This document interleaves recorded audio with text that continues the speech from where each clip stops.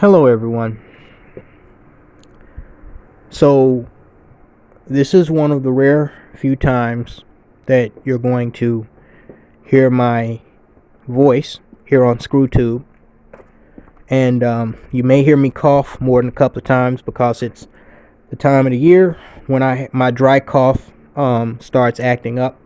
This has been a common problem, mild health problem, but really mostly a nuisance that has plagued me for more than half a decade. So, excuse me if you hear me coughing. But the reason why I am speaking in this promotional video is because I would like to let you know that the next hour and a half of this video is going to be a documentary, a vintage documentary about the black situation in Black America and the deteriorating crisis that was going on in Black America more than 30 years ago.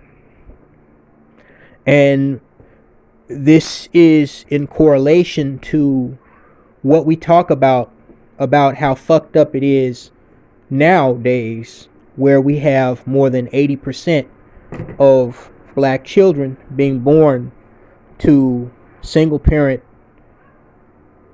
single mother raised homes with no father figure, with the understanding that things were already so bad in the late 1980s when this CBS special report documentary was made in 1987, that more than half of black babies were born out of wedlock.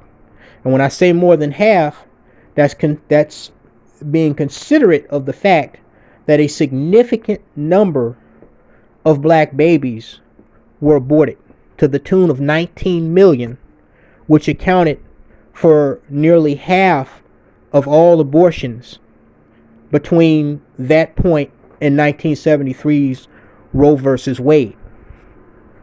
Okay? So I thought that, first of all, the way I came across this documentary was a very observant brother. He uploaded it to FS Avenger.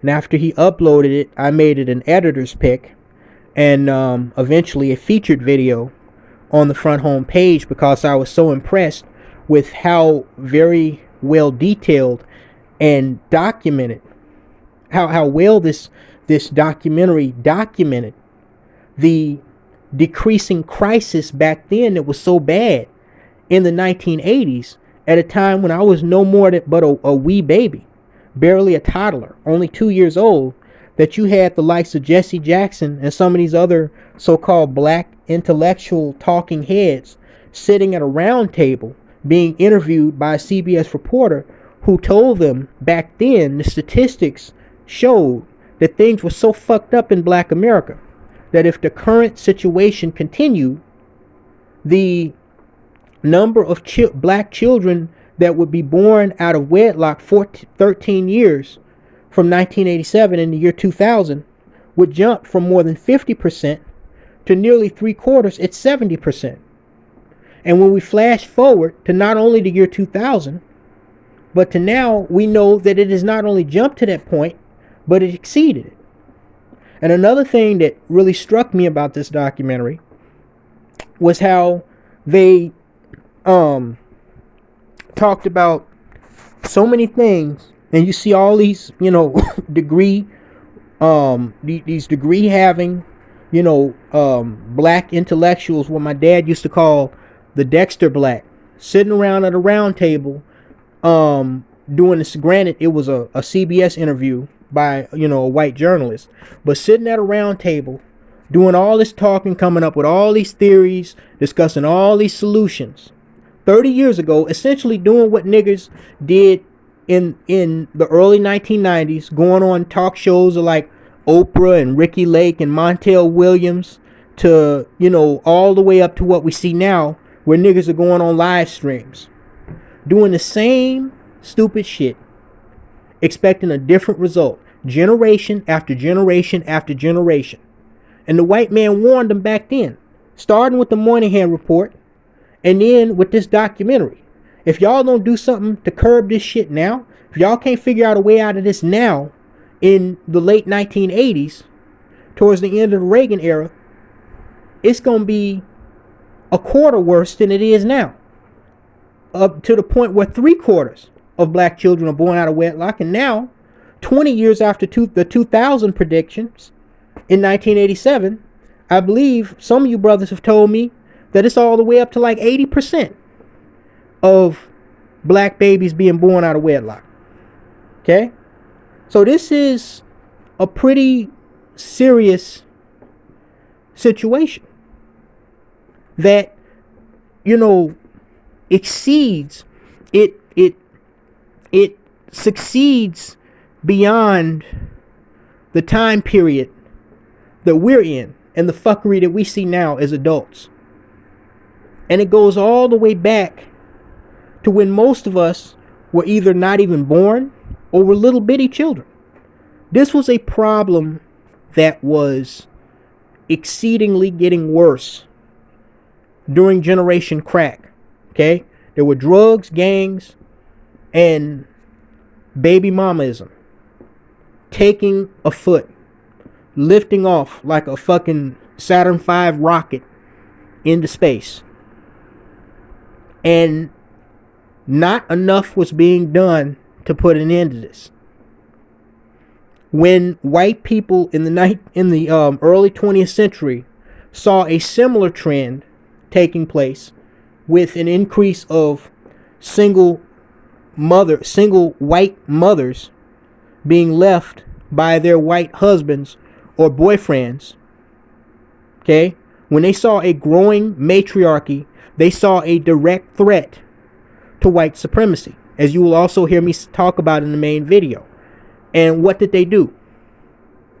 They banned alcohol. A 13-year time period called the Prohibition era. They had pontificated that alcohol was the reason for white men acting dysfunctional. Really, there were other factors involved, but we'll get into that in the main video. So anyway, guys, I didn't mean to preach to y'all. I just want to let y'all know this is a long-ass documentary. And my main goal here is I know it's a long documentary, okay? For me, it's not long. I'm a researcher in addition to being a vlogger. So watching stuff like this is like making a peanut butter and jelly sandwich for me. I'm going to ask you to watch the documentary before you watch my commentary, because my commentary is strictly commentary this time. There's no like special introduction of video clips and background music or nothing like that, okay? So to better appreciate my commentary on this matter, okay, even though I've already given some of it here, it's best to watch the documentary to have a better appreciation and understanding of the point that I am trying to get across and the ideas that I am trying to imbue in the main video, okay? And I think if you are a free-thinking, intellectual black man who understands history and how it correlates and coincides with what we see today, you will want to watch this documentary if you haven't already seen it, okay? So yeah, guys, that's what's coming down the pipe right now. I will catch you on the flip side of this documentary. The link is down in the description box and pinned post. Thank you so much for listening, and see you again soon, guys.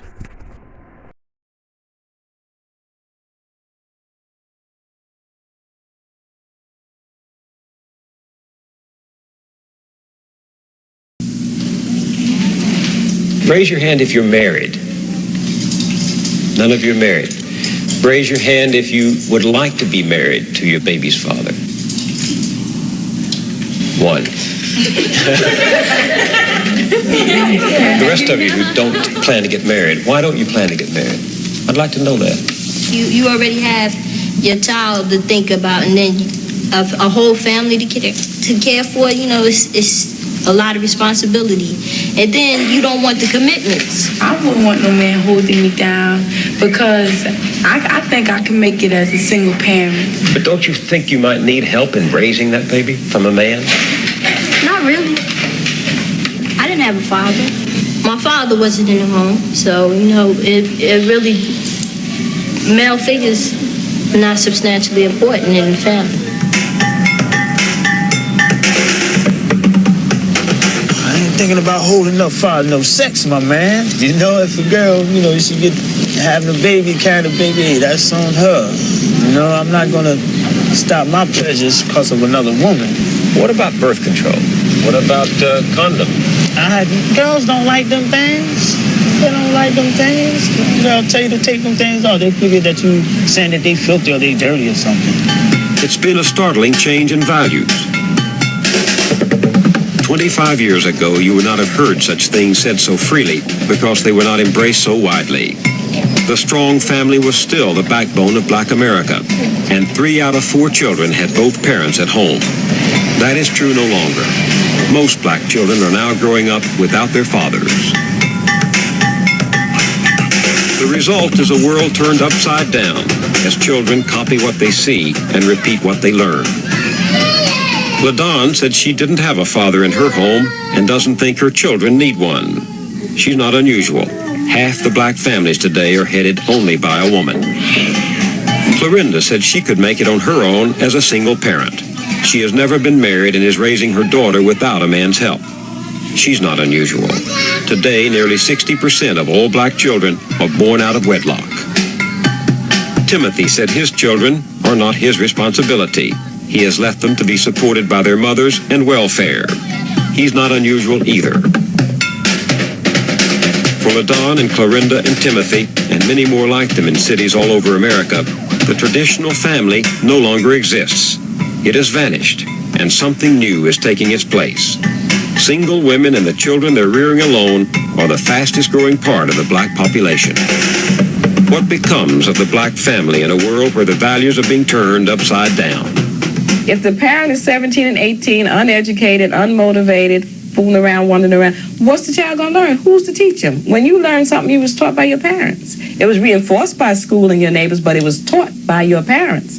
Well, if the parents don't know anything, how are they going to teach the children? So it's not racism that I'm fighting right now. It's the lack of motivation. I'm not even talking about racism. Maybe later on we'll get back to that. But I think we are destroying ourselves.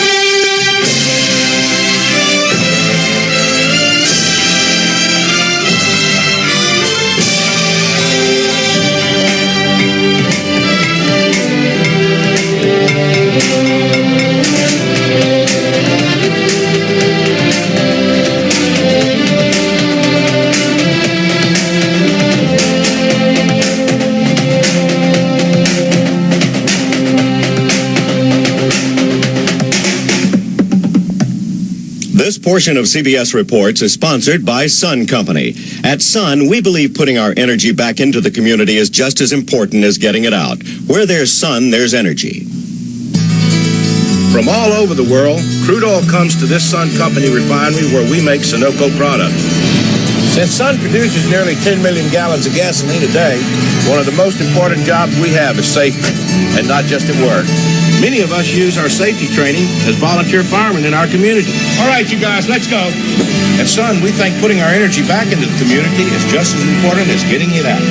Where there's sun, there's energy.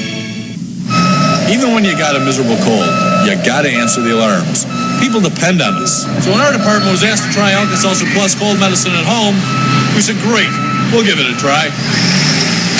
See this nose? Dried it right out. Big job. I was feeling really achy, but Alka-Seltzer Plus kept me going. You know that stuffy head? Cleared it right up. Good stuff. That's why every firefighter who tried it switched to Alka-Seltzer Plus cold medicine. Fast, effective relief for tough winter colds. Wintry wind, freezing rain, outdoor cold, indoor heat. Winter hands become dry as a dead leaf. But Vaseline Intensive Care Lotion has healing strength that helps give new life to dry hands. Healing strength you can trust to soothe and smooth away roughness, redness, even chapping. With Vaseline Intensive Care, my hands look and feel like new. Vaseline Intensive Care, healing strength that helps give new life to dry hands. Grandpa, spaghetti's ready. Ready? These vegetables didn't come from my garden. Whose garden is this sauce from? It's for Ragu. Ragu, chunky garden style. Some people think swabs are all the same, but you know Q-tip swabs are soft and safe, with 50% more cotton at the tip. Q-tips brand cotton swab, because a swab by any other name is not the same.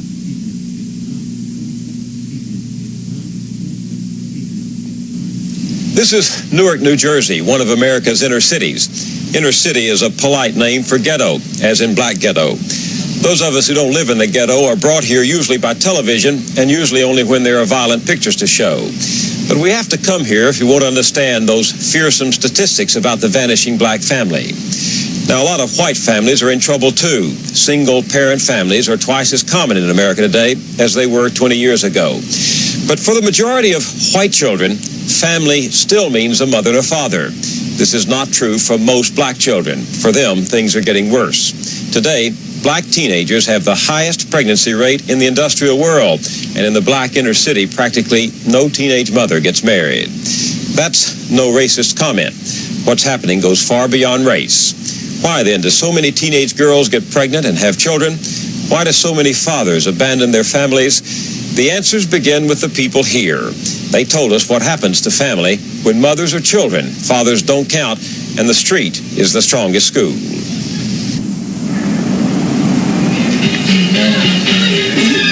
Good morning. Chuck over here, Bob Slade, standing by. We are going to check with you on Okay.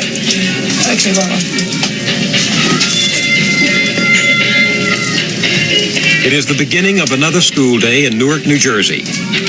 Another day of class for Clorinda Henderson. She is 17 and had hoped to graduate from high school next year, but that was before the birth of her baby.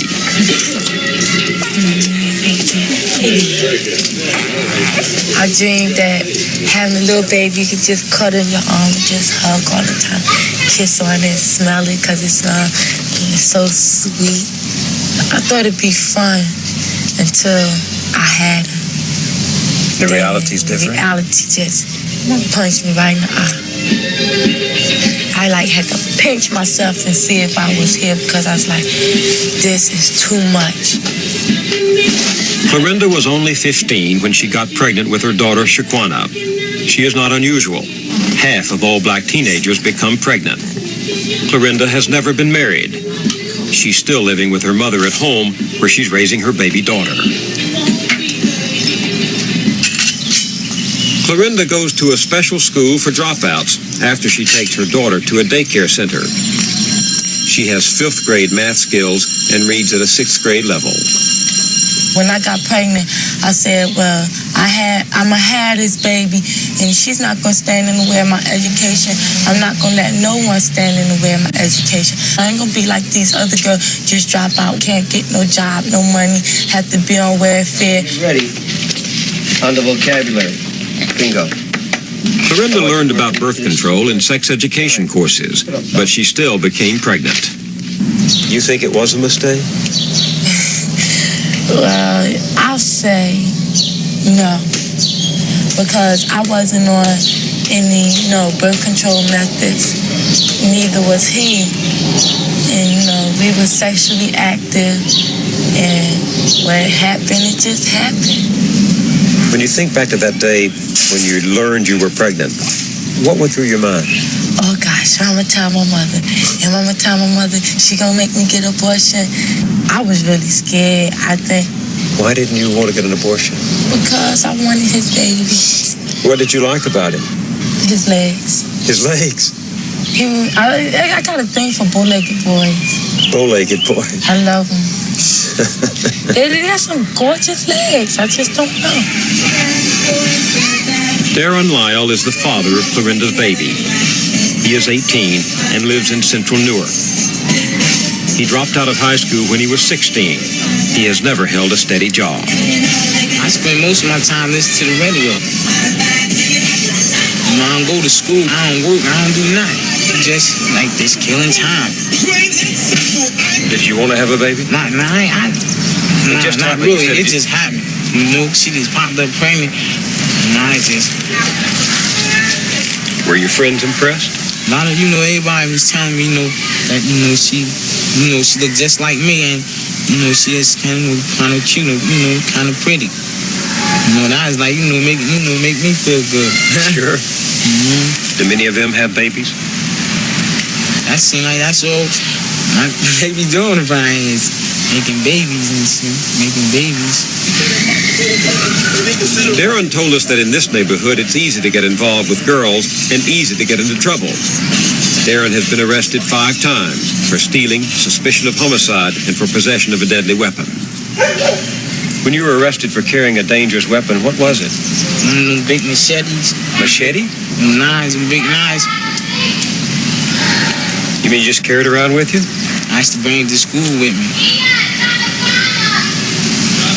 I mean, that's hard to conceal that, isn't it? Nah, because I had like this blue poke. It was like a blue goose. I poked a hole in the pocket of it, and I used to put it right in there. Isn't that dangerous? That's the way stuff was going, like that's the way the people was acting towards me. So I felt like I needed a weapon. Because, it just seemed like, it was like a war, really like Vietnam.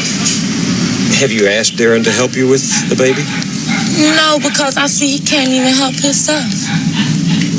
He can. It's pitiful to say that, but he can. He wasn't prepared to be a father? No. And he still isn't. Were you ready to be a mother? Well, no. But now that I am, I just have to take it step by step.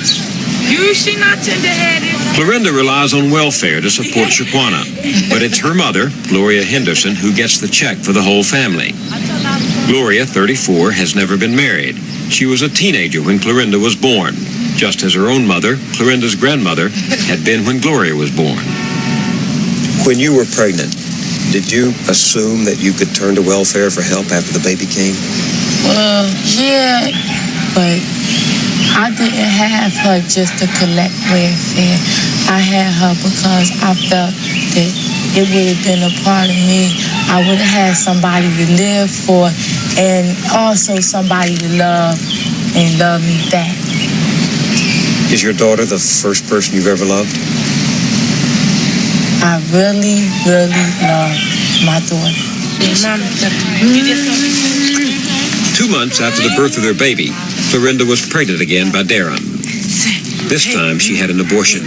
She didn't think she could handle 2 little children while still a teenager herself. Your grandmother was a single woman with a child.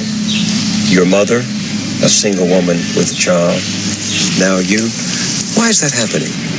I really didn't plan on getting pregnant, but if I really had somebody to really sit down and talk to, like really express my feelings to them, I don't think none of this would have happened.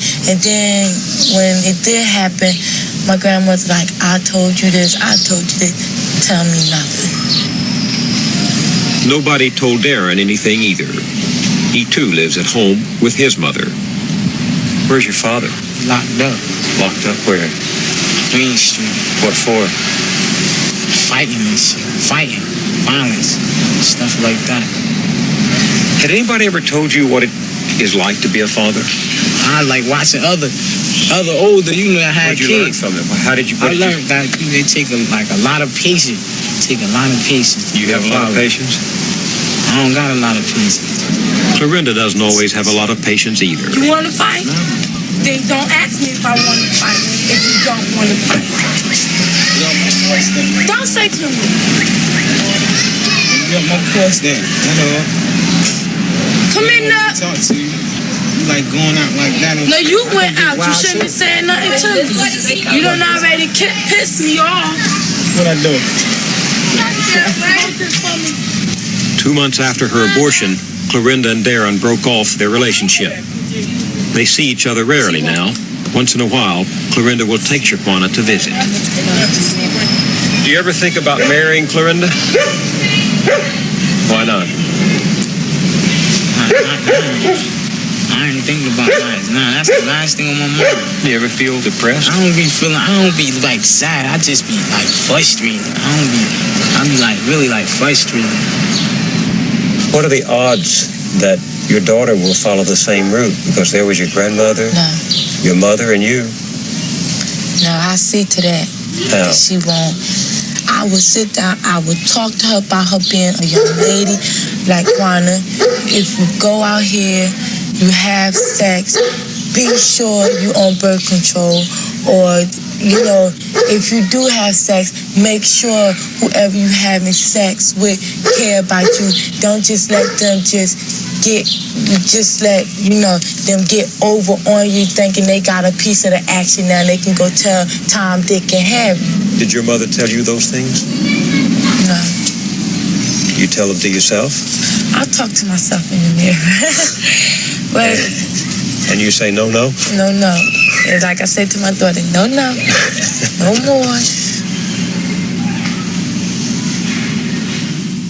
Now, Selsun Blue, the #1 doctor-recommended dandruff shampoo, introduces a new extra conditioning formula. It leaves my hair looking so soft and manageable. It has 5 conditioners, including aloe, that leaves hair in beautiful condition. And Selsun Blue Extra Conditioning Formula contains the anti-dandruff ingredient doctors recommend most.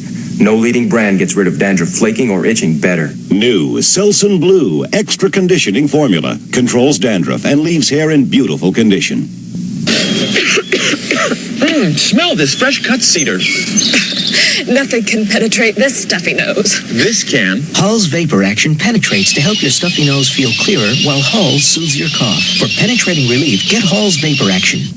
A simple fact. This plus this reduce more plaque than this alone. Listerine reduces plaque by up to 50% over brushing alone for better oral hygiene.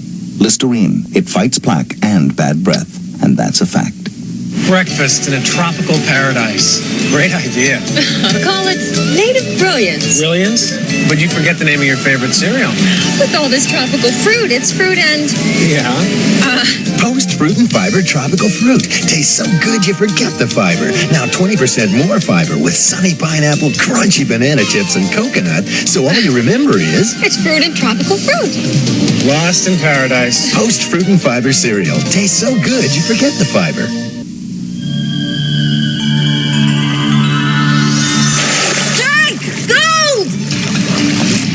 Well, at least one of them's gold. How about some coffee? It's decaffeinated. Half a cup's fine. You drink decaf. Sure, and when I find one that's got a full flavor, I'll have a full cup. This one does. Brim? It's got full, rich flavor. Now this is a fine. Fill it to the rim. With the full, rich taste of Brim decaffeinated coffee.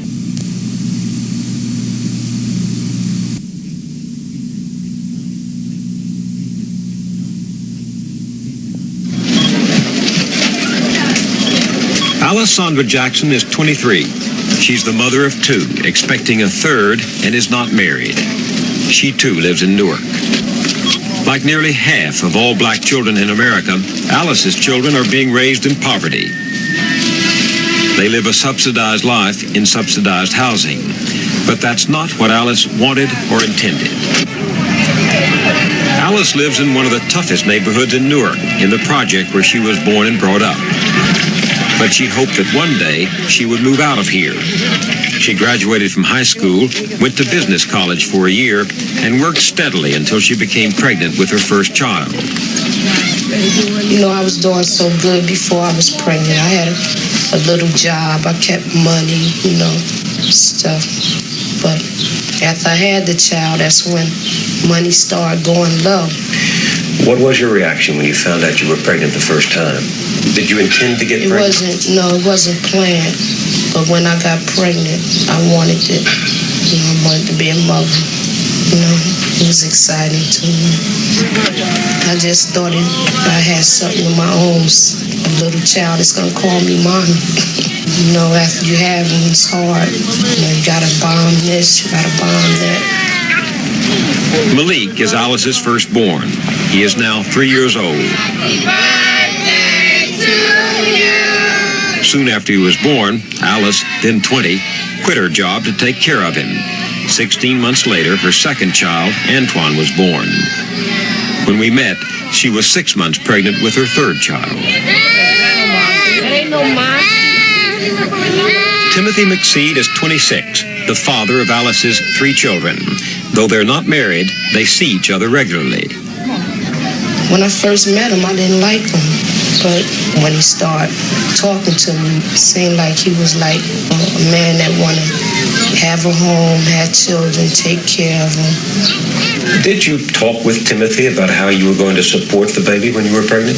No, that's what we didn't do. No, we didn't even talk about how we was going to support the child. Timothy McSeed held his last steady job 2.5 years ago. He's been arrested several times on robbery and drug charges. He was brought up in Newark by his mother, who was 16 when Timothy was born. His father has another family in another city. Timothy has a talent for drawing, which he has never developed. He dropped out of high school at 16 and spent 2 years in the Job Corps. He was 23 when he and Alice had their first child. Timothy does not support any of his children. How many children do you have? 6. He fathered those 6 children by 4 women. He also had 2 more children by 2 other women, but one died in infancy and the other was aborted. We asked him about the birth of his first surviving child. It was kind of a funny experience because, like, me and the girl was just messing around, right? And she was going with somebody else. She used to be an old girlfriend of mine. She managed to get popped up by me. Okay, that's the second baby. The third was... Mustafa. He was the third. That was by another lady? Mm-hmm. Mrs. Ward. Yes, I go see him every now and then. How old is he now? He's 5, if I'm not mistaken. 504, even more. And then the fourth one was... Shimon. I only saw her twice. 2 times. What happened to her? It's a family problem. You know, the father don't want me to see the mother and all that. You know, so I got tired of running behind her and found me someone else. I didn't have to sweat it because I guess the father was taking care of them anyway. So, how does it feel to have those women? No, kids. Kids. Oh, well, you get to see. If it ain't one thing you've done, you like artwork, for instance. You look at your art, you say, this is something that I've done. Just like the carpentry, it's something that you've done. You can see what you've done. If anything, if you don't do nothing, you can see something, you know, what your life was, you know, it was to you. So the kids are sort of artwork? Well, not really, but you can, like they might grow up to be doctors or actors, you know, and you can say, look, that's my boy, or that's my girl, you know. Whereas, you know, there's some people that can't have children at all. Their mothers raised Timothy's children, and welfare pays for them. On the first day of each month at noon, the mothers gather outside the project's mailroom, waiting for the postman to deliver their checks. Oh, we call it Mother's Day. Why? Because us mothers be getting our check that day, getting their welfare check, so we call it Mother's Day.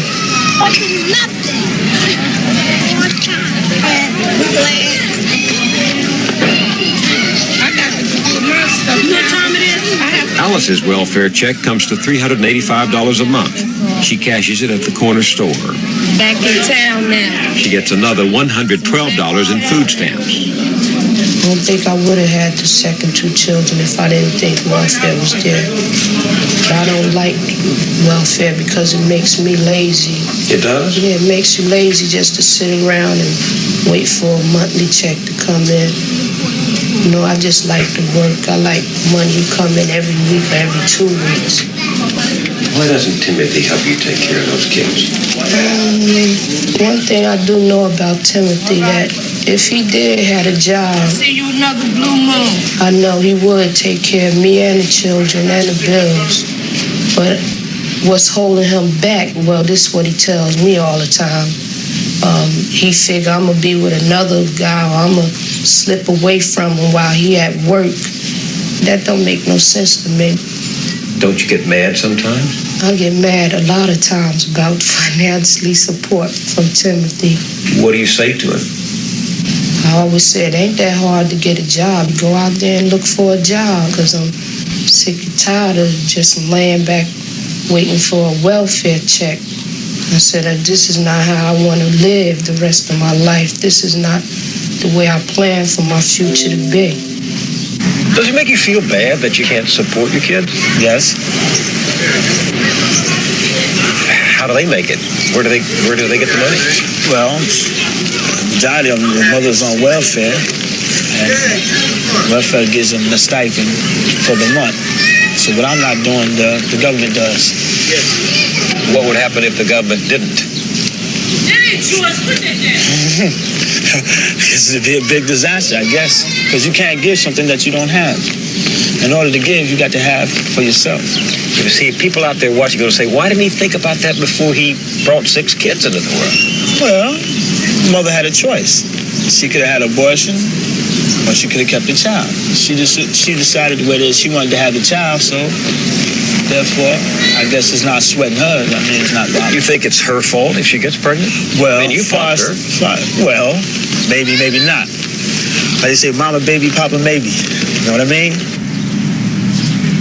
A week before their last baby is born, Alice came for what is only her 4th visit to the doctor during her pregnancy. Yeah, I was very much worried, and I was kind of unhappy being pregnant. You know, to know that I'm going to have a 3rd child and I'm not doing so good with my 2 I have already. Is that some? Come with me, please. But as, you know, the months went by, I just had to deal with it, being pregnant and knowing that it's my child. I'm going to have a child, and I'm just going to have to support it the same way I supported them. Okay, let me listen. Or do better if I can do better. Is that the last one? Well, I ain't going to say that, because I said that when I had my first one, so then I had a second one. When I said that was my second one, and I had a 3rd one. So I ain't going to say that. Did you think about birth control? No, I didn't even think about birth control. I was afraid of birth control because I always heard that birth control give you cancer and all that stuff. What about Timothy? Did you talk to him about taking precautions, about being careful? Yeah, I talked to him about being careful about, birth control. But did he? No, he wasn't with it. Who's gonna be a boy? 924. On Father's Day, Alice and Timothy had their 3rd son, Hakeem Lamont Jackson, 7 pounds, 7 ounces. Yay, little boy. Little boy. I'm the king. I'm the king. Hey.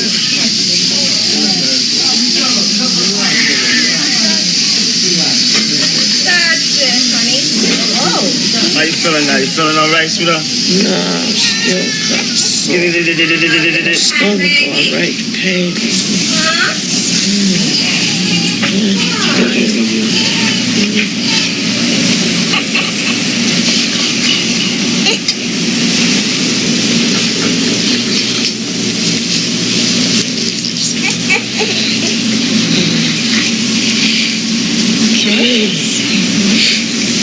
Fat face, little baby. You hurting me. You hungry? I know you're hungry. Let me see my little baby. So many women, so many children. Do you ever think that maybe you shouldn't do it? Unless you can be sure you don't have a kid? Oh, not really, because I'm highly sexed. But I have ways of cooling myself down. You know, because like when you're dealing with one female and you're not dealing with another female, having sex with her too much is bad. So you have to like, you know, set a schedule when you should do it and when you should not. You seem to break your schedule sometimes. Well, like most women say, you're a baby maker.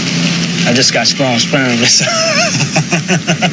Would you have had these kids if you'd thought about them in advance? No. All were an accident. Yeah, you can say that.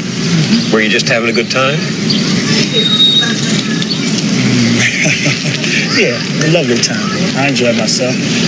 And you didn't think about marrying any of these women except the first one, the first girl? Yes. Well, I'm gonna marry Alice. Sandra? Oh, yes. We're gonna get married. Do you love Sandra?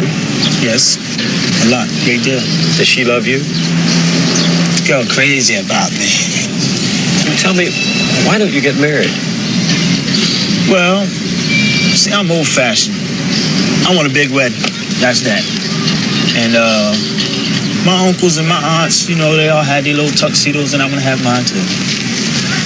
I thought you were going to say to me, because I can't afford to at the moment. Oh, that ain't it. Because I'm gonna find me something. I'm gonna get something.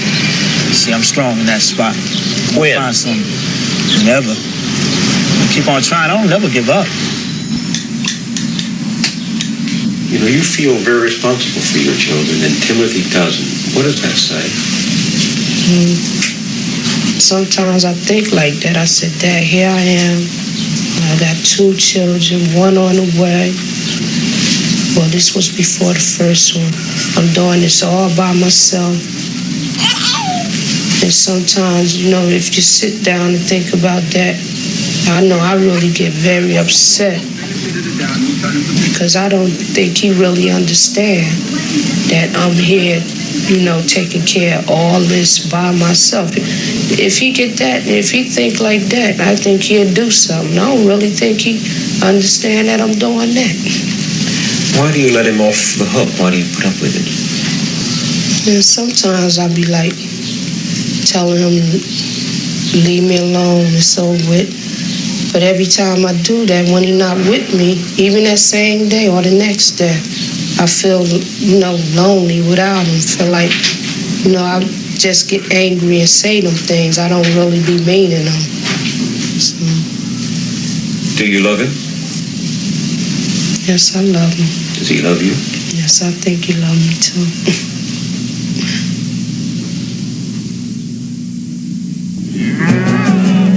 They call this cattle country. It's also where a lot of America's coal is. So when Sun Company built the Cordero mine here, folks worried about the future of the land. But Sun also developed this land reclamation center to make sure the land is properly restored. At Sun, we think putting our energy back into the land is just as important as getting it out. Where there's sun, there's energy. I love losing weight, but I hate counting calories. With a full-time job and taking classes, who's got time to count calories? But Slim Fast helped make losing weight easier because it counts the calories and you lose the weight. Each delicious shake is a complete weight loss meal with vitamins, minerals, protein, fiber, and bran. What an easy diet plan. Slim Fast counted the calories and I lost the weight. Slim Fast helps make losing weight easier. It counts the calories, you lose the weight. Vitamin E. Now it's been captured in soft sense, and suddenly you feel so soft. New soft sense absorbs fast, conditions naturally until skin is so soft it must be touched. Feels so healthy, feels so smooth, it will be touched. Now with vitamin E, new soft sense, and suddenly everything is softer. Mom and Dad bought this table the year I was born. Look at it. Beautiful. And all Mom did was dust every week with Pledge. And now Endust says watch out for buildup? After 28 years? Come on. Pledge is self-cleaning for a fresh shine every time you dust. Compare that to Endust, which just evaporates, leaving wood looking dry and defenseless. A Pledge shine protects and cares for wood. Pledge, a fresh shine every time. For 28 years and counting.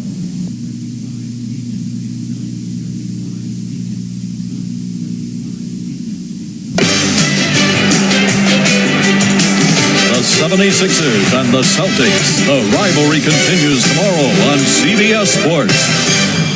Sunday. How are you going to watch the Super Bowl and not miss any of 60 Minutes? Easy. For that night only, 60 Minutes moves to 9, 8 Central on CBS. Followed by Murder, She Wrote. He happens to be innocent. Pat Harrington and Morgan Brittany guest star. All Super Bowl Sunday at special times. Tomorrow on CBS. E451 is not much to pay for a brand new Buick. That's the sticker price of our new Buick Skyhawk.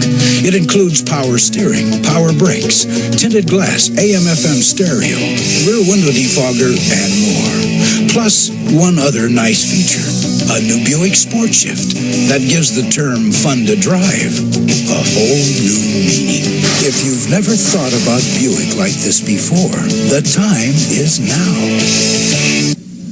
At Sims, you'll never see this word, because Sims represents at off price over 200 world-famous designer and brand names in men's, women's, and children's clothing. There's never a reason for a sale. You can always buy men's current, nationally advertised $235 suits for $139. Women's $140 designer outfits for $79. At Sims, an educated consumer is our best customer. Meet the New Mob, Wednesday.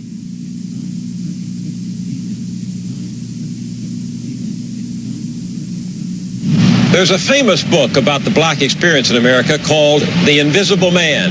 Ironically, the young black man today is anything but invisible. He's the one who shows up in the highest unemployment rate. He's right there in the top of the crime statistics. He's the one most threatening to his black neighbors and the one most feared in the mind of white America. Every teenage boy growing up can go either way, but the son of a single young woman in the ghetto is pressured to go the wrong way every time he steps onto these streets. What do you see for your future out there? You're how old now? I'm 15, and right now, if I keep going like it's going now, I really think I probably would make it, and then again, I probably wouldn't have all the things that I really want in life right now, but I think I would have most of the things I want.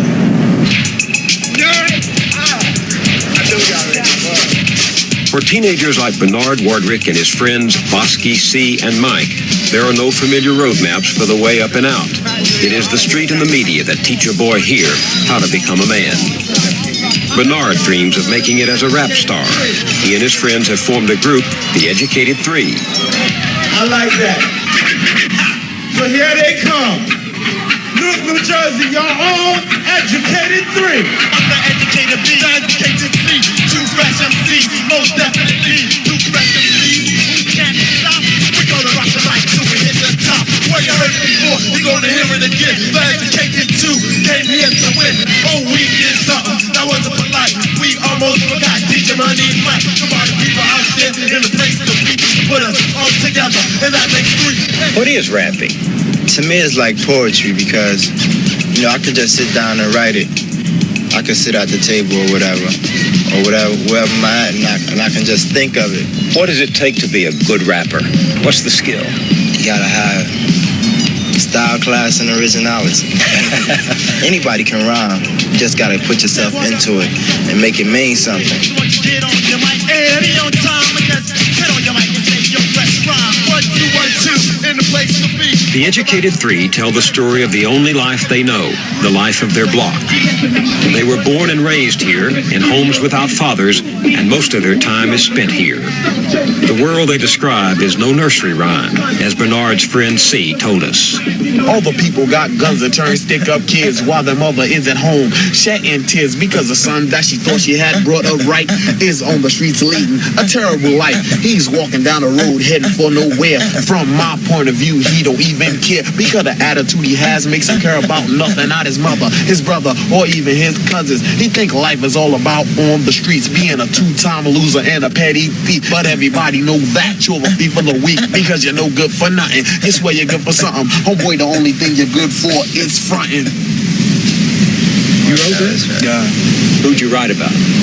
I judged a lot on myself because I used to be out there, man. Out there on the street? Yeah. Just 18 years, I've seen a lot happen that I never thought I'd see. When you're out on that street, is it dangerous? It's dangerous, play. It's dangerous. Any day you can go outside, anything can happen. Yeah, to but you. it's how you make it, too. Yeah. Can a guy get killed on the street easily? Sure. See how you blink your eye? Like that. Yeah. Killed just like that. The leading cause of death for young black men is murder. 1 in 21 will be killed before the age of 25. Bernard was shot and robbed by 2 teenagers when he was 15. 4 months later, he was arrested for carrying a gun. That is not unusual. Nearly half of young men in the inner city are arrested before they reach 18. Trouble, Bernard told us, waits at every corner. How does that guy keep from falling into that trap that you described in that rap? If you see everybody else robbing, man, and selling drugs, you're supposed to, it takes a wise man to learn from another man's mistakes. The adults got to set an example for the kids. If they see the adults do it, you know, that's what they're going to do too, eventually. Who would be an example? My family, my mother. His mom is Brenda Wardrick, 30 years old, the mother of 4 children by 3 different men. She has never been married. She raises her children alone in a daily tug of war with the street. It's a battle. It's almost like, and I think most parents feel the same way. You fear for your children leaving home. They can leave out and walk right across the street and trouble can get in their way. What's the hardest thing about being a single parent? It's hard, you know, understanding them sometimes, and they have difficulties understanding me because I'm a young parent, and sometimes they act like I'm their sister as well as their mother, you know. Brenda was just 14 when she became pregnant with Bernard, her first child. Bernard's father was 50. By the time she was in her early 20s, there were 3 more children, each unplanned. To support them, Brenda works on and off as a nurse's aide, but she could not make ends meet without welfare. None of the children's fathers give her any financial support. I don't understand what happens that causes so many fathers not to take responsibility for the kids they created or helped to create. It's easier on their pockets if they can. Most of the men today don't, you know, assume their responsibilities as they should. Not that they can't, they just don't. Well, I'd get very mad if I were a mother. I think I would. Oh, I get angry. But getting angry isn't gonna solve anything. And then sometimes, you know, their fathers, they feel like if they're gonna support them, then they have to have more time with me. And I don't feel that that's really necessary, you know. You'd rather take the burden of the children alone than to have to... I wouldn't rather, but I have. What do your children mean to you? My friends, they're my world, you know. When I wake up in the morning, see, you know, if you don't have a husband or a man with you, your children are always there. So you have someone to call your own. So your children will smile when nobody else will. Do you want your kids to get married? Sure. Especially my daughter. My boys, they'll probably be, what you call it? Freelancers. Freelancers? Yeah. Like their fathers? Yeah. Maybe, I don't know. That does seem to be the pattern. Yeah. I've come a long ways. Whoa, yes. Once a single mother like Brenda would not have been so alone in raising children. She was born here in rural North Carolina, surrounded by an extended Baptist family. But her father went north looking for work, and Brenda was raised in Newark. Many summers she came back south to visit her kinfolk. They still live here and every year hold a family reunion. With her present boyfriend, Lamont Banks, Brenda brought her children down for the occasion. She wanted Bernard especially to see a world different from the streets of Newark. Every time I got lonely, oh, the Lord, come on, ways. Thank you. That was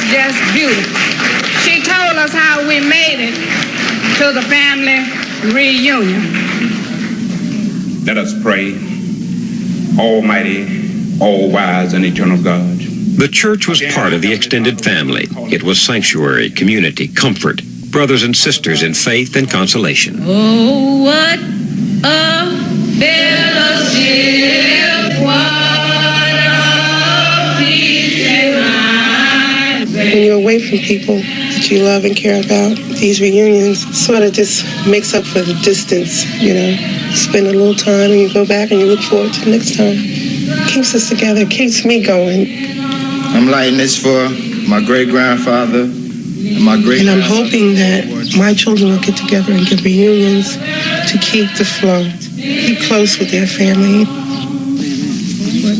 More than blood, place, and faith held these families together through hard times. There was memory, never more alive than at the old family burial ground. Brenda's 3 aunts brought her and the kids to see where their roots run, far from the main highway, farther still from Newark.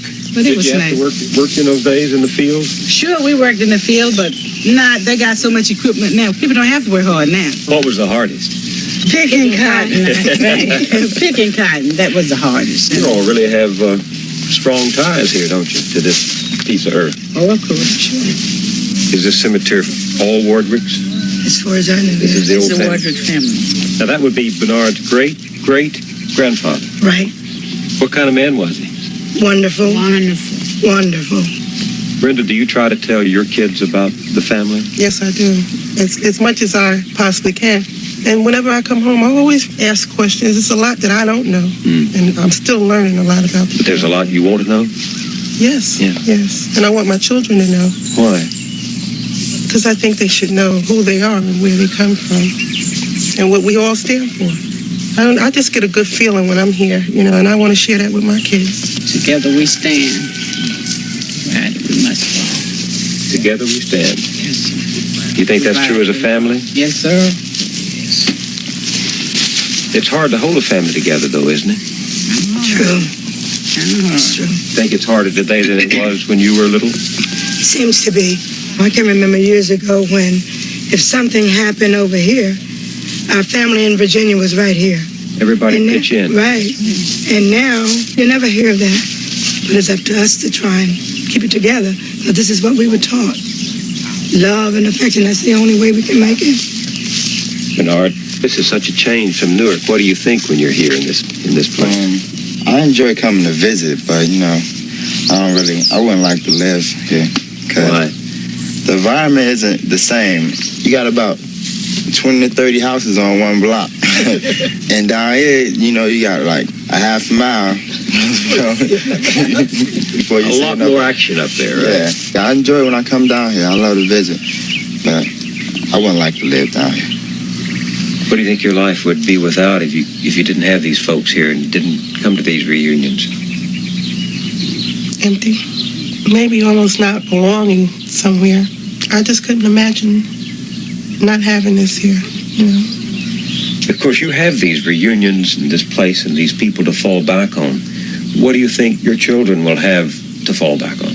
This is what I'm trying to share with them, so that they will have this too. But it's this, not Newark, isn't it? Well, they won't. They're missing a lot. Because this is where I was born and they were born in Newark. I don't think they're not as fortunate. But Bernard calls this home and doesn't miss the extended family that means so much to his mother. His notion of extended family means something different. The rap group, Friends from the Street, and Brenda's boyfriend, Lamont Banks. Lamont is 31 years old, and much of what has happened over the last generation to the young black man who grew up in a broken family in the inner city is reflected in his experience. Lamont was raised in Newark by a single mother and grew up on the street. Now he has 2 children of his own who live with their mother in another part of town. He works when he can cleaning oil drums, but does not support his children or Brenda's. He has become one of Bernard's acting role models. He told us what it was like to spend his teenage years, as Bernard is doing, in the school of the street. I grew up hard. I grew up basically being the man of my family at 13. Mommy was there, but Mommy was like always saying, well, she needed this, or it was hard, and you know, sometimes we'd go in the house and didn't have no food. You know what I mean? And I couldn't take that sometimes, you know. So I would take to the streets. And whatever was necessary, so I could bring my mother some type of relief or help. Steal? If it took that. How did you as a kid get caught up in that street life? Hanging with a crowd. What happened? Give me some examples. I was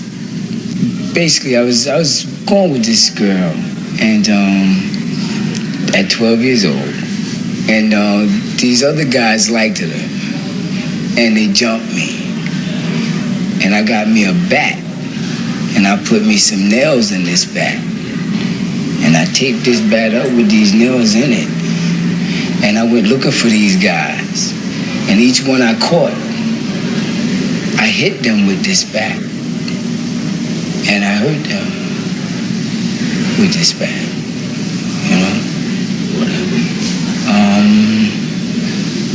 Their parents came to my mother with the police, and they locked me up.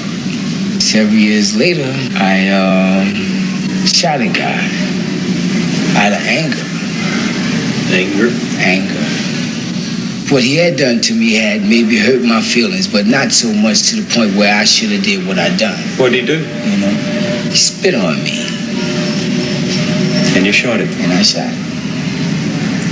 Not that I probably couldn't beat him, but I was just that angry to the point where I wanted to kill somebody. And you had the gun on you?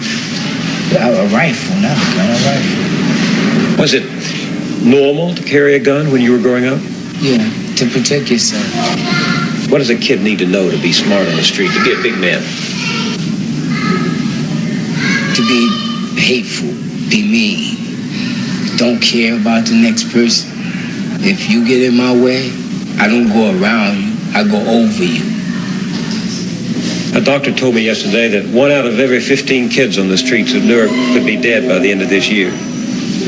There's so much violence. It's a lot. You know? How are you going to keep Bernard from being one of those? Well, basically with Bernard, you give him a strict rule, and hopefully he follows it. You know, he ain't no special child or nothing like that. But if you tell Bernard something, Bernard will listen, and Bernard will do it. Is there a tug of war between the street and what you imagine yourself becoming one day? Yes, because I really be hoping to get up out of this. And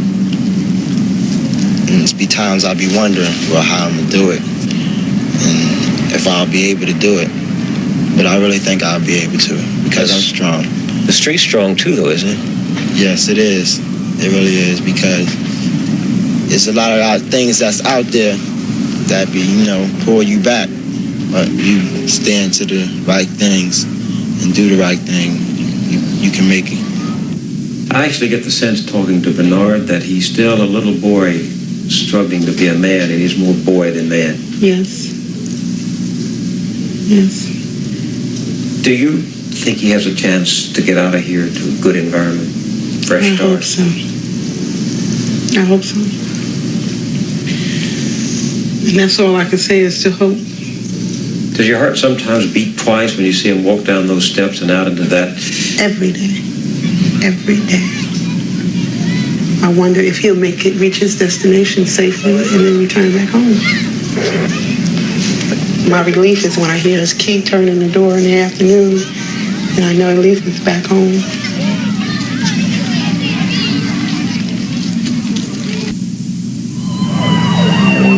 That chewy you had for dinner has just started a 3-alarm fire inside you. Alka-Seltzer to the rescue. Alka-Seltzer goes to work instantly to take the burn out of your heartburn and also quiet the sirens in your head. So when your body is sending you smoke signals, send Alka-Seltzer to the rescue and put out the fire fast. Alka-Seltzer to the rescue. 10 hours, no power. The longer dishes sit, 10 hours. the harder they are to clean. That's when you need Lemon Scent Sunlight detergent. Beautiful. Lemon Sunlight really stands up to dishes that sit. Ring around the collar. Can you believe it? A girl would tell her boyfriend he's got a ring around the collar. What? Me? Tough stains need whisk. Whisk gets ring around the collar and your whole wash clean. No more ring around the collar. No more TV. Monday. The night pirates are here. An elderly spy holds a deadly secret, but will he crack under pressure on Scarecrow and Mrs. King? Then Kate and Allie bring back the 60s. I never went to a sit-in before in a tight skirt and heels. But the times, they are a-changing. Most kids' mothers are serving meatloaf and we're serving time. And Newhart suffers a measles epidemic with Stephanie as a nurse. I don't even like being on the same planet with mucus. Then Cagney and Lacey go after a mugger who preys on the helpless. Monday. Good evening from CBS News. This is Newsbreak. Libyan leader Muammar Gaddafi boarded a patrol boat and traveled to what he called the line of death that he claims is the beginning of Libyan waters. He warned U.S. forces in the area not to cross it. In South Africa, mourners at a tribal funeral attacked and killed a man thought to be a government informer. Others stoned homes and cars, and there were 41 arrests. Judith, could you send $350 to Santa Fe? Right away. To send money fast, come to Western Union. It'll get to any of our 9,000 locations, usually in 15 minutes or less. Western Union, the fastest way to send money. The University of Minnesota basketball coach has resigned following the arrest of 3 of his players who were accused of rape. The spacecraft Voyager 2 has sent back pictures of the planet Uranus, revealing a previously unknown 10th ring around it and a 15th moon. I'm Marlene Sanders, CBS News, New York. More news later on this CBS station. This is CBS. I still can't believe my family's moving back to the States. You know, they say that if you kiss in front of this fountain, you always come back. I really miss you, Carlo.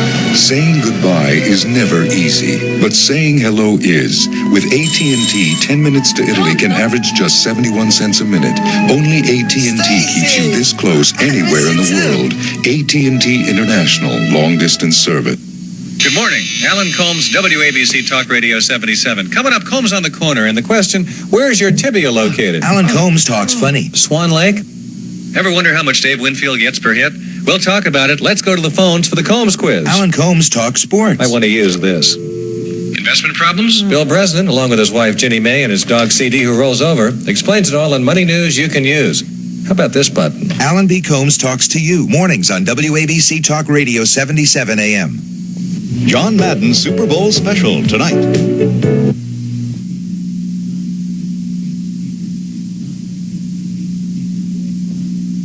You won't find in these neighborhoods the primetime family of Bill Cosby.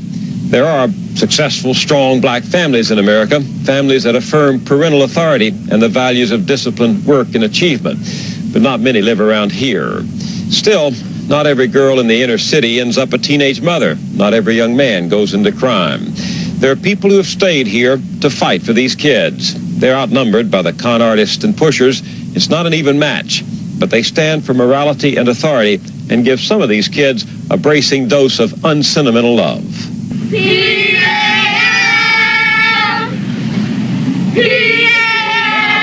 When their own fathers are missing, kids need someone else to stand in, to practice damage control lest the street take over. For these kids, that someone is Detective Shahid Jackson of the Newark Police. He came by his street smarts the hard way. Well, I came up out of the streets, so I know how to get around a lot of that stuff. And I guess the older you get, the more you learn. I was fortunate enough coming up that I never got caught. And I grew out of the streets, but yet I still have some of the street in me. There was a time when he wasn't sure he would make it off those streets. He was an unmarried father at 18, and he had his share of troubles. But he was raised by 2 parents. His father was a Baptist minister, and they pushed him to make something of himself. On Sunday morning on my block, you would see each family almost coming out going to church. You know, you don't see that anymore, the family unity. When he was 21, Shahid Jackson joined the police department. Although he handled security for us while we were in Newark, his beat is the kids of the neighborhood, who look up to him as if he were their father. What he can do with them here, he knows, is just warm-up for what they face out of the ring and out of his reach. Going for the title. Work, time! What have you learned about these kids? That they need somebody to love them. You know, they identify with us because we don't, excuse the expression, we don't take any crap. You know, you come in here, you got to be disciplined, you got to, you know, follow the rules and regulations, because when they go out here and deal with life, they're going to have to follow rules and regulations in life. Self-control and self-esteem, far more important than a good left hook. That's his message to kids like Bernard Wardwick. He's been coaching Bernard for the past 4 years. It's like a big brother-father image with me and Bernard. There's been times when he's gotten me mad and I've spanked him, you know, and his mother knows I'll spank him and he knows I'll spank him. And sometimes that's what a kid needs to know. Freedom is a lot of times destruction. The more freedom a man has, a lot of times he'll just self-destruct. So I try to, you know, keep him in a little cage. Keep him in my arms. Somebody has to say no. Yeah, somebody has to say, no, you cannot do this. A lot of these kids grow up with nobody saying no. Right. Do you think it's important for them to have men around? Yeah, I think, you know, if you have a one-parent family and it's a mother, she cannot teach you all of the things that a man can teach a son. There's no way. So where do they learn the routine techniques of just daily work and living? They don't. Unless they get it from their parents, they'll get it from the streets. How do these kids on the streets make it? He could either be a stick-up man if he stays in the streets. He could be a mugger. He could be a drug dealer. There's so many different things. Like you get a kid who's a good boxer, and a drug dealer may say, hey, you want to make so much money a day? Just make sure nobody stick up my man here. He becomes a soldier for the drug dealer. Or a strong arm, you know. Helping to protect the drug dealer. Helping to protect him. Because if he can make $100 a day or $60 a day just standing there watching something, and, you know, he does it. That's the battle that you got to deal with. You know, that's the war, to try to convince them that that stuff isn't, in the streets, isn't what's in their best interest. Does it worry you that Bernard could fall into that? I think he could go either way, but I think if he does, it'll be something that'll really hurt me, so I don't think I'll let him go. You know, he's like a son to me. What do you think's ahead for kids like Timothy and Alessandra? It's going to be rough. It's like hell where they live. And Alice is sweet as hell, but she loves Timothy. I would say if Alice had a husband that was strong, she could do something with her life. Is a kid like Timothy, what happens to a kid like that down the road? He's like a guy on a trip without a road map. Timothy's just out there. Timothy doesn't know which way he wants to go, what he wants to do. Timothy is a guy with great talent. As far as art, the kid could draw anything. But Timothy is a ladies' man. Is that a point of pride with him? Accomplishment? To him, I would imagine, yeah, it's an accomplishment. Where does he get any money, Shahid? He doesn't work. He told me he hadn't had a job in 2 years. Oh, Alice gets her assistance, I imagine. Welfare? Yeah, welfare and stuff. And that happened a lot? The mother gets public assistance and helps the guy on the side? Oh, I don't know if you would say they help him, but, you know, it's a lot of guys that I know that just goes around looking for welfare mothers. And they may have 6 of them like that and get a little piece of money out of each of them. That's their job. You know, that's their hustle. What do you think about welfare?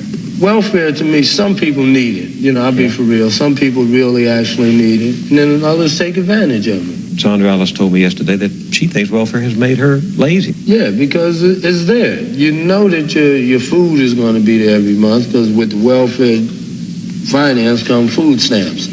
Then you get Medicaid to cover your medical expenses. Welfare is doing everything. You're married to welfare, a lot of the women's. They're more married to welfare than the guy is laying in the bed next to him, because he's just a physical thing. The whole backbone of the family is coming out of downtown or out of uptown offices.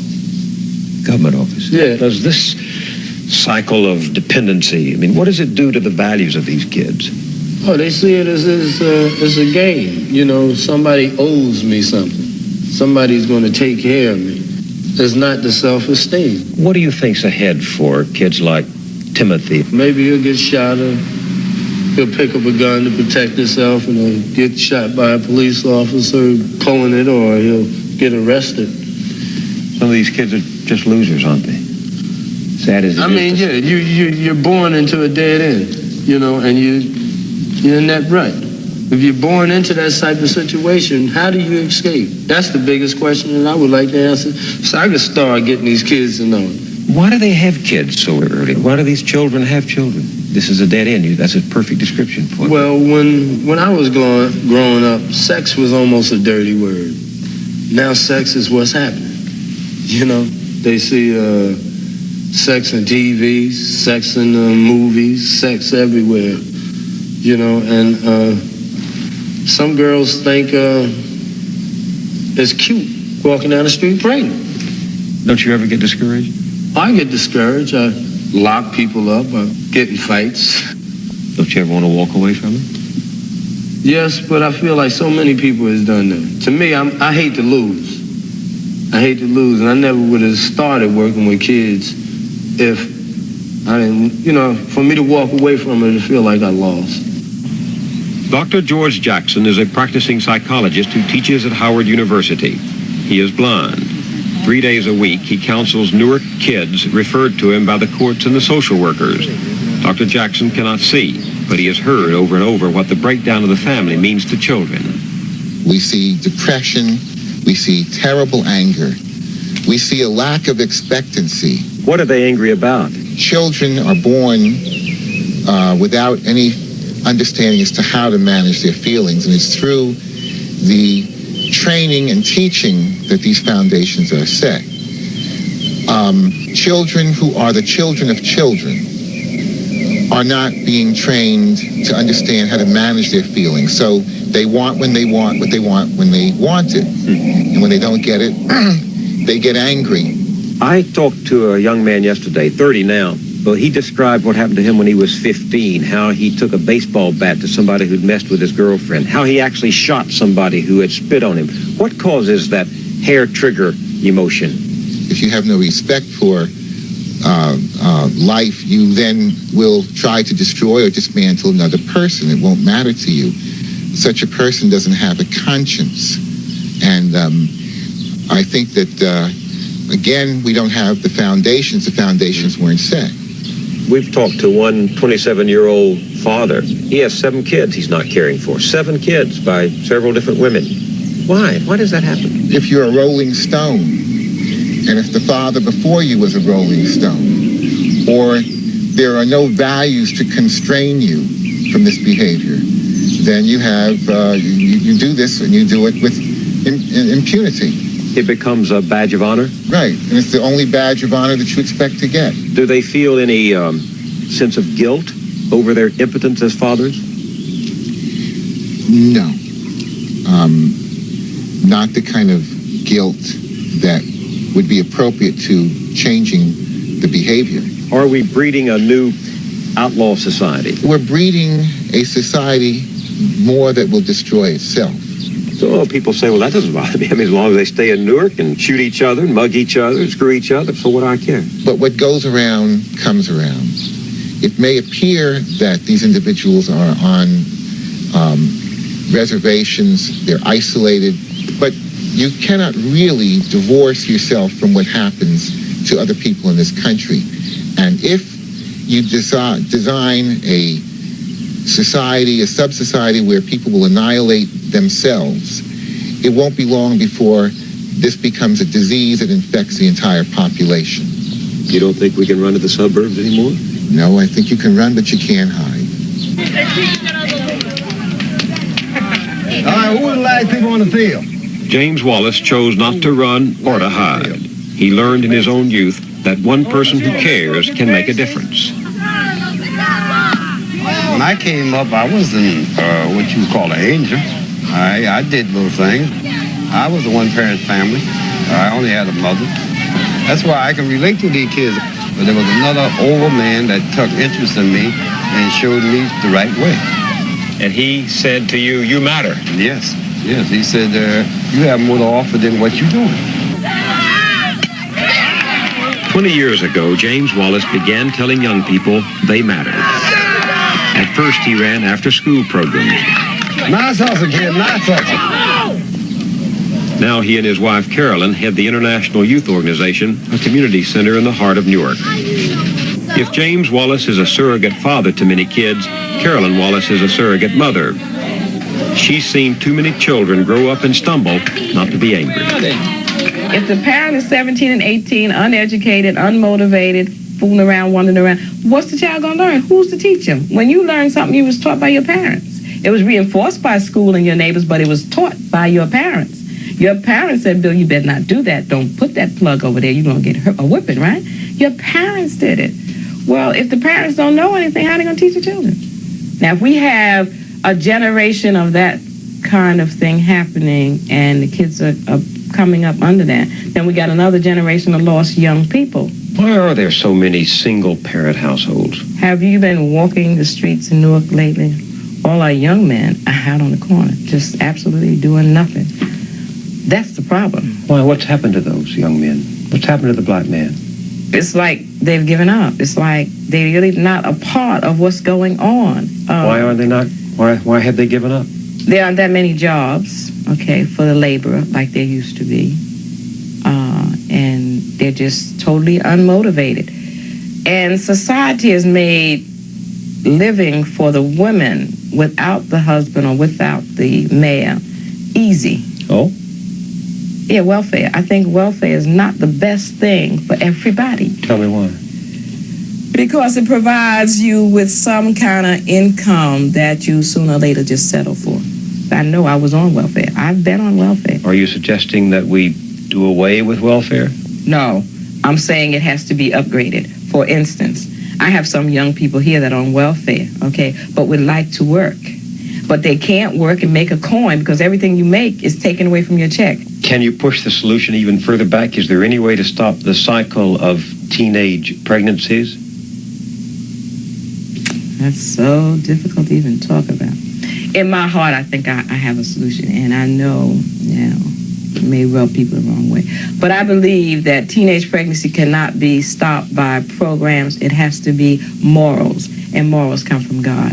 And somewhere along the line, the black family kind of strayed away from that. And I believe we need it. You say the moral values have changed. Oh, yes. It's morally acceptable to have babies. It was not morally acceptable years ago. That's hurting the black family. What I hear you saying is that even though racism may have brought about these circumstances, even though society may have created conditions that are terrible, you're saying you have to be responsible. You have to practice discipline and self-restraint. That's right. We are destroying ourselves. Now, it might have been motivated and plotted and seeded with racism, but we're content to be in this well now, okay? We're just content to be in this mud, and we need to get out of it.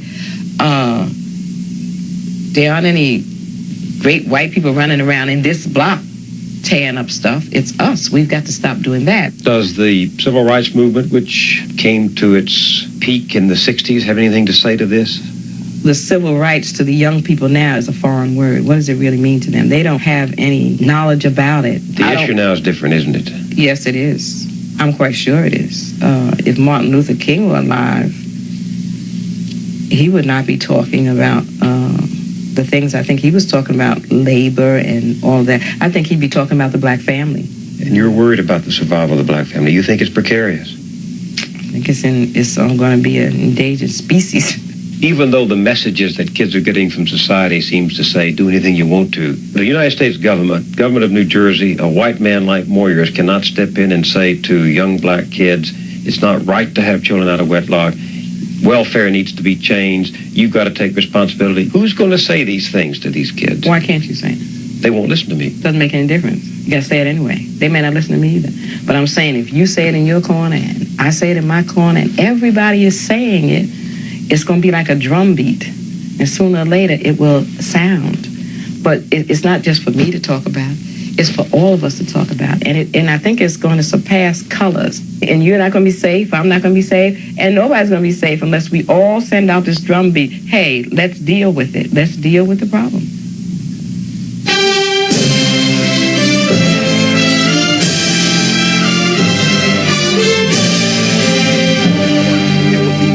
If they use the gun. Other people got guns and turn stick-up kids while their mother isn't home, shedding tears because the son that she thought she had brought up right is on. In just a moment, 4 distinguished black leaders will discuss the documentary you have just seen and the issues it raises. Stay tuned for the continuation of Crisis in Black America. He think life is all about on the streets being a two-time loser and a petty thief, but everybody knows that you're a thief of the week because you're no good for nothing. This way you're good for something. Oh boy, the only thing you're good for is fronting.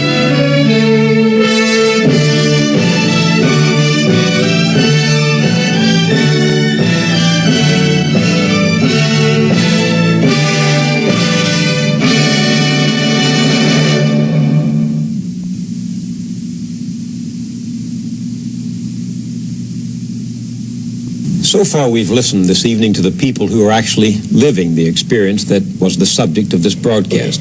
Now we want to hear from some people who come at the issue from different angles. With me are the Reverend Jesse Jackson, Charles Knox, who was born and reared in Newark and is now Director of Police there. He introduced me to Shaheed Jackson, whom Director Knox personally assigned to the police athletic program in Newark.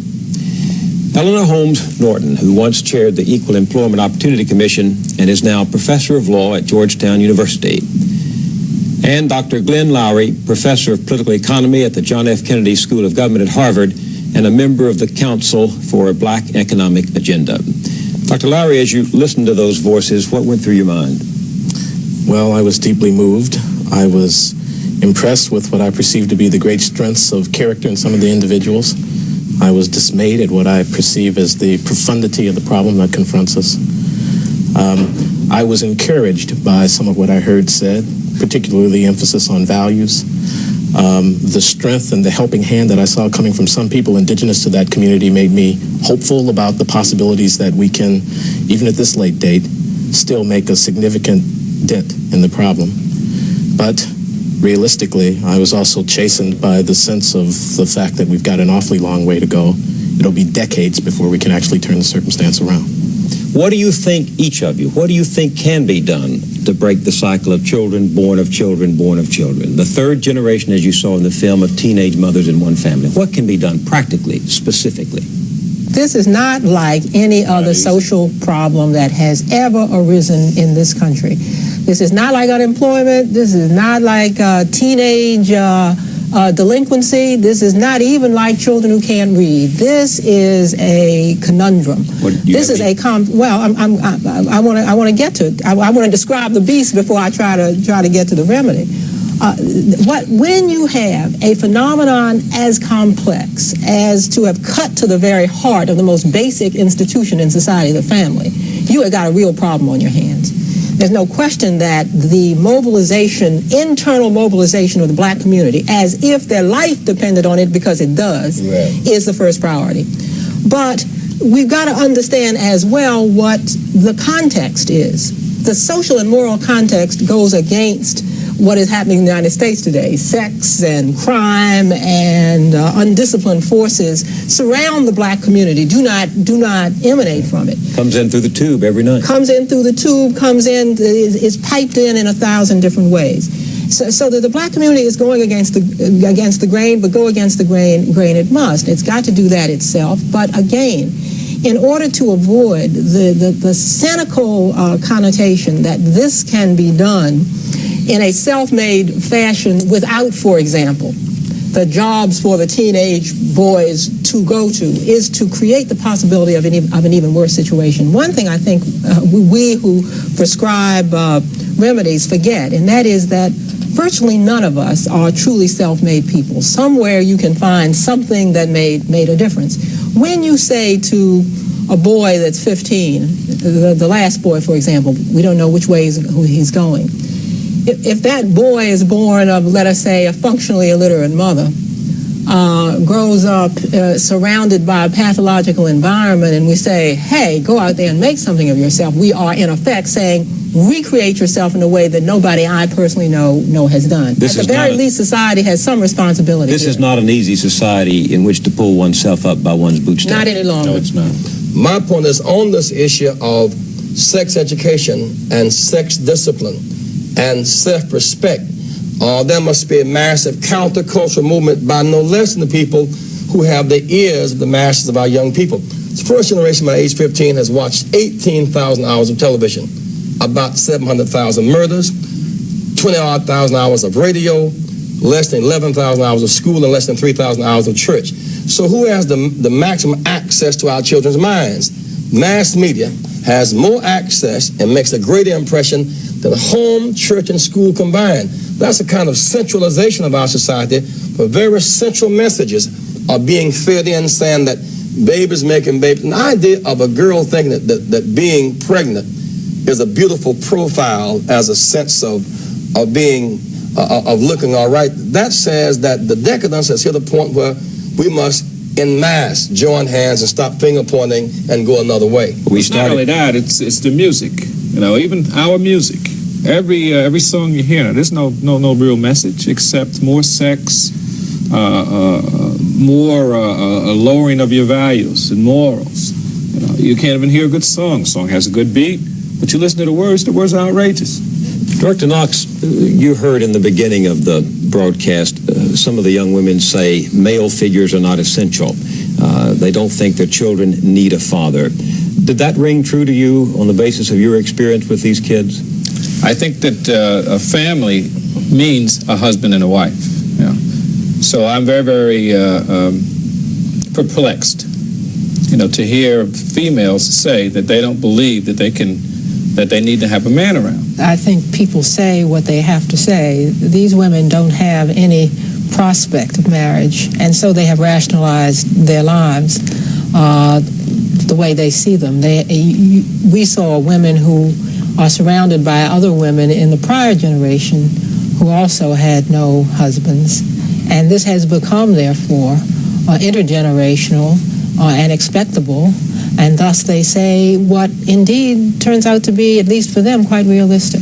That's one concern. Secondly, there are some areas in there of moral degeneracy. The young man with all of the babies without any sense of responsibility, that is moral degeneracy, and it's not genetic, it's environmental, and therefore we have some obligation to speak of the need for moral regeneration. The danger is that in the process of giving this problem, which I think is a discrete and identifiable problem, too much attention, we will stigmatize the individuals involved, and we will adversely affect the way in which the rest of the American society perceives this problem. The danger is well-founded because there are people in this society who would make use of these kinds of images in order to legitimize certain mean-spirited policy inclinations that they have and not deal seriously with the problem. But what I want to say is that there is a discrete, identifiable inner-city context, such as that described in Newark, which is repeated in many, many other communities around the country, and which is in some ways different from, not better or worse, but different in its particulars from the situation of West Virginia or of rural Arkansas or whatever. We could see in this film the importance of peers, the importance of what might be called the local culture, the values and the interactions between people that were happening in that particular context. You know, Bill, the reason I keep trying to keep this issue broader than just a black situation, A, for the reason that Dr. Lowry said it. I remember once speaking in a Washington, D.C. school about the impact of drugs and liquor and babies making babies and violence. And I challenge the youth in that environment to make a choice, as it were, the youth to choose hope over dope and to give life a chance. And those who could really hear me with their inner ear to come forward. 600, about 300 came forward having experimented with some form of drugs. And it was traumatic to see that many boys and girls come forward. And so next day I went to Montgomery County and then went to the Latin school just outside of Harvard there in Boston. And when white children came forward in even greater numbers, it shifted from they got a problem to we got a problem. I said in the beginning of the program that white families are in trouble too. The single-parent family is twice as common in the country as it was 20 years ago. But in the 1960s, when this issue of what was happening, the breakdown of the black family in particular was raised, we all retreated from it. And as a consequence of that, blacks in meetings that I've attended and read about and listened to are debating the issue within the black community. And the facts are there. They come from the Census Bureau. They come from from the Children's Defense Fund that the rate of birth to black teens is twice that for whites. Women had 50% of all black families with children under 18 compared to 15% for white children. Only 41% of black children are living with both parents compared to 80% of white children and 70% of Hispanic children. So while it is true that white families are in trouble, that blacks are not the only ones who have children out of wedlock, the reality says that it's pronounced, it's exaggerated, it's concentrated in many respects among black families. Are you willing to admit that? I'm not only willing to admit it, I think we've got to sound the alarm about it. And I think increasingly that alarm is being sounded from within the black community, and that is the important change. I think that has occurred. There is no question that this is a phenomenon that stretches across the face of the United States, and I couldn't agree with Jesse more, that we have to deal with it in its national context. At the same time, I think it is clear that it has reached crisis proportions in our community when half of all the children are being born to single women who are disproportionately poor. We see the face of the next generation of black people.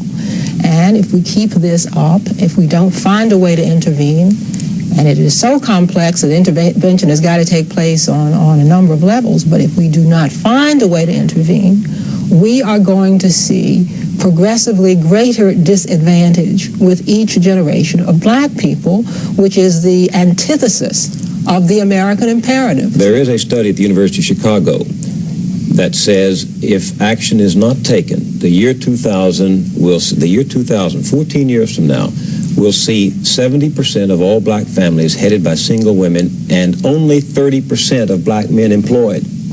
Now that's the future you're talking about. And you know, in some sense, when we had the lack of government support mechanisms in days gone by, the only bulwark we had really was a sense of moral resistance, a sense of discipline, a sense of hope against hopelessness. What's happened to that? Well, in some sense, that hope has many of the grapes have been turned into raisins, and a lot of despair has set in.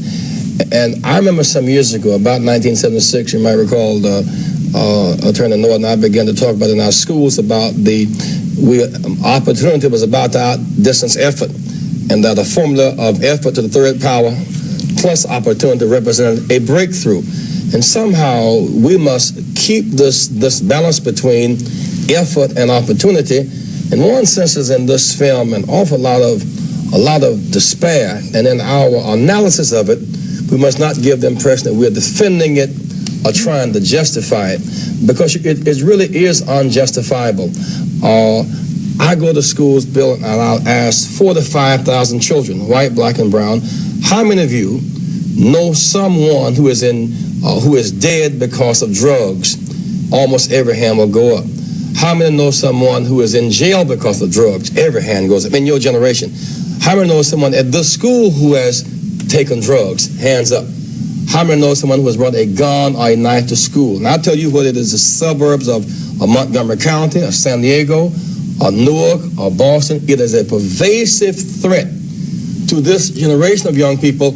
And the most fundamental question when I ask them, do you believe taking drugs and babies having babies is morally wrong?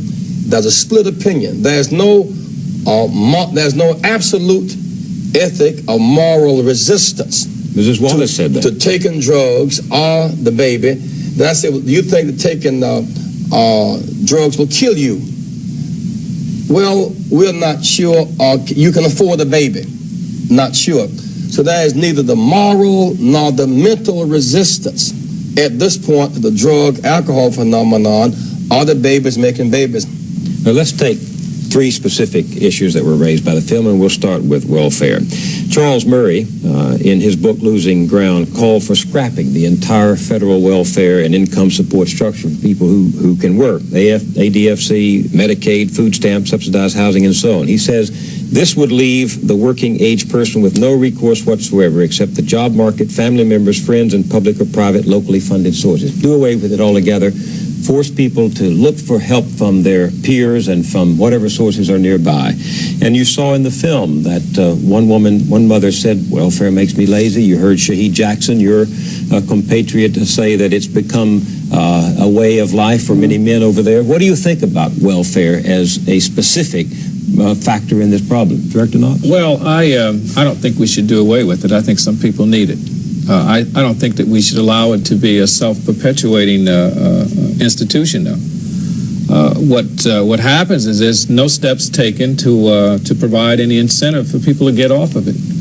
The result is you end up with people who are hopeless, who feel that that's the easy way out, and particularly in my profession, it creates a real problem for me. How come? Because I find that some of the kids that you saw in those films, guys like the slick one who walks around and he makes all these babies, and he has no sense of responsibility, is the same stick-up guy that I have to arrest every day. See, not only is the impact on me, but the impacts on everyone else in our community.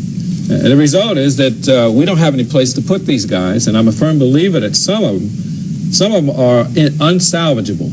You know, as much as I feel, like Shahid said, that's right. As much as I feel compassion, you know, for trying to salvage kids that can be salvaged, you know, by providing another alternative for them except for this crime and stuff, I believe that some of them are unsalvageable. And I based that on 21 years of police experience. You put your pencil down on the table when he said that. Were you disagreeing or agreeing with him? Are we going to have to give up on some of these and try for the next generation? Well, I hate to say we have to give up, but I agree that we are sometimes confronted with individuals whose behavior compels of us as a pragmatic and moral matter that they be dealt with accordingly. And people who are violently brutalizing their primarily black neighbors in the central cities of this country, it seems to me, warrant that kind of response. We'll come back on that point in just 1 minute after this message.